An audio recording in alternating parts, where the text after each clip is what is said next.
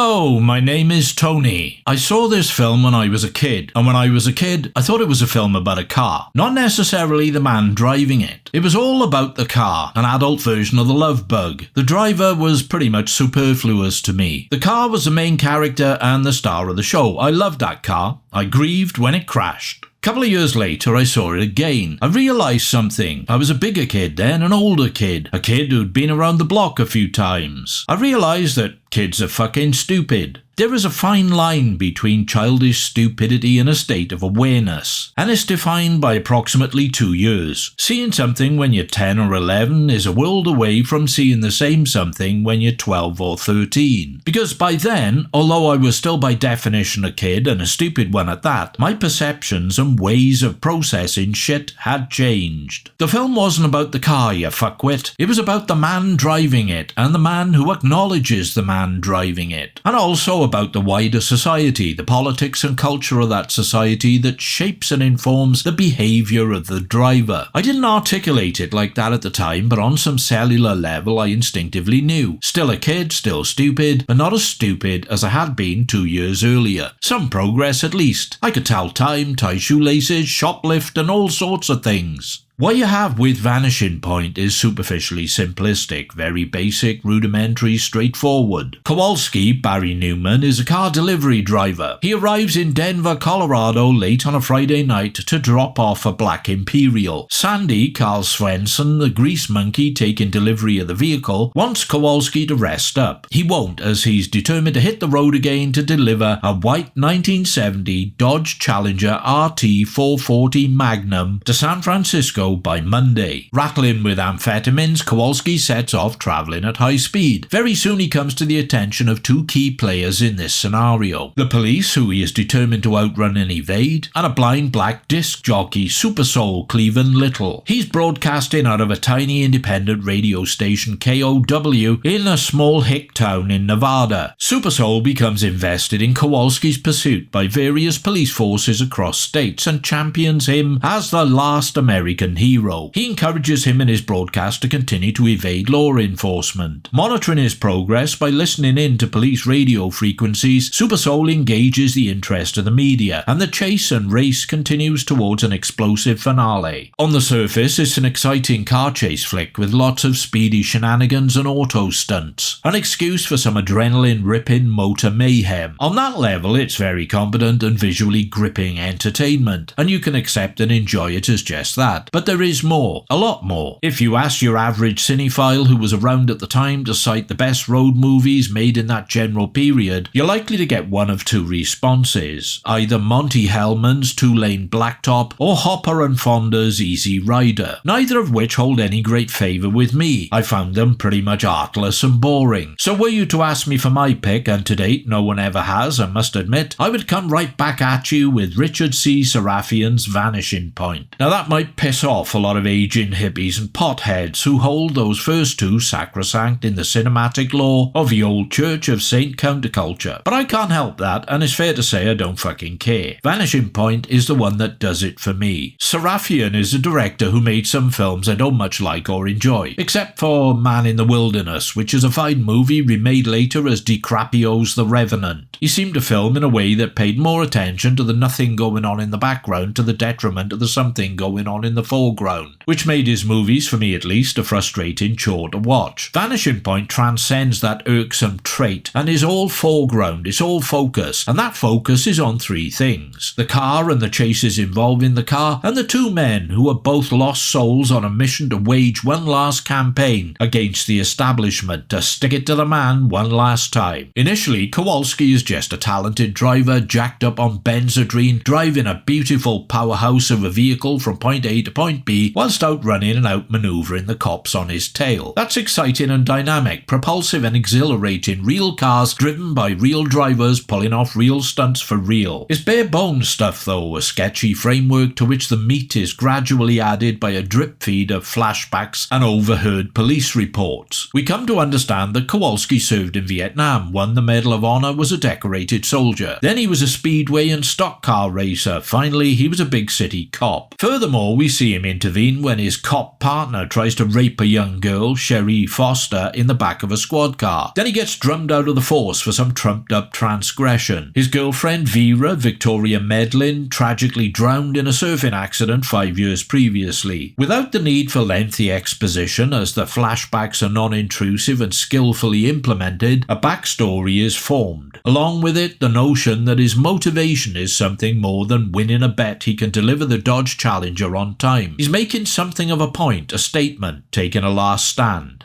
Then there's Super Soul, a man at a disadvantage or two. He's blind and he's black, a hip DJ broadcasting soul music and political missives from a ramshackle black radio station in the middle of Hicksville, USA, where the locals don't seem all that tolerant towards his disability, his music, his politics, or his skin colour. As he walks to work in the morning with his guide dog guiding him on his way, the silence and the looks he gets don't exactly scream tolerance and acceptance. Super Soul forms a long-distance spiritual affinity with Kowalski. He sees him as a neo-folk hero, railing against the establishment. In his broadcasts, he encourages him to resist authority, elevates him to mythological status, repurposes him as a counterculture cause célèbre. The last American hero indeed. Kowalski doesn't buy it and occasionally shuts Super Soul's transmissions off, because as far as he's concerned, he's just trying to get the car from A to B, get the job done. Subconsciously though, he knows it's more than that. There's something else going on, even if he declines to admit it to himself. Chases with the cops aside, there are detours along the way. A race with a petrol head in a Jaguar E-Type Roadster, which ends with the Jag taking a spectacular plunge into a river. Kowalski picking up two gay hitchhikers whose car has broken down, only for them to try and rob him. Heading into the desert to avoid the police, he blows out a tyre in a dry lake bed. Salvation comes in the unlikely form of an eccentric old prospector, Dean Jagger, out collecting rattlesnakes to trade to a Pentecostal Christian commune. The only point where the film drags a bit is the time spent at the commune, as a choir sings a song that seems to go on for goddamn forever. If I was the Lord, I'd forsake these tiresome bastards right off. Crossing paths with a hippie biker, Angel, Timothy Scott, the guy offers to replenish Kowalski's amphetamine stash at his shack in the desert. Once there, he encounters Angel's girlfriend, billed quite descriptively as nude motorcycle rider Gilda Texter. The billing is explicit. She's stark naked and riding a motorcycle. On hearing a broadcast by Super Soul, all three agree something is off with the DJ's tone. Angel leaves to investigate and discovers that Super Soul is being directed by the police to lead Kowalski into a trap in California. Why the change of heart? Well, led by a pissed-off highway patrolman, a bunch of redneck good old boys have invaded the radio station and beaten the living shit out of Super Soul and his colleagues. And there you have it, right there. Bigotry, racism, cancel culture, suppression of free speech, the curtailment of alternative narratives, the suffocation of the truth. They ain't just the weaponized ways of the new morality, nothing new, suckers. The fascists got there first. Just look around today and marvel at how far we've come. Not even a fucking inch. Let's go metric for fashion's sake. A millimeter. Not even that. Don't it make you proud? Ultimately, with cop cars and helicopters closing in behind and a roadblock of bulldozers in the small town up ahead, Kowalski considers his options and floors the accelerator. A small crowd has gathered on the streets. The Dodge Challenger moves like a missile on the blacktop, approaches at top speed and doesn't slow down. Kowalski smiles enigmatically as he crashes into the bulldozers and the car explodes in a massive fireball. The fire services move in to extinguish the blaze. The crowds disperse. The last American hero is toast.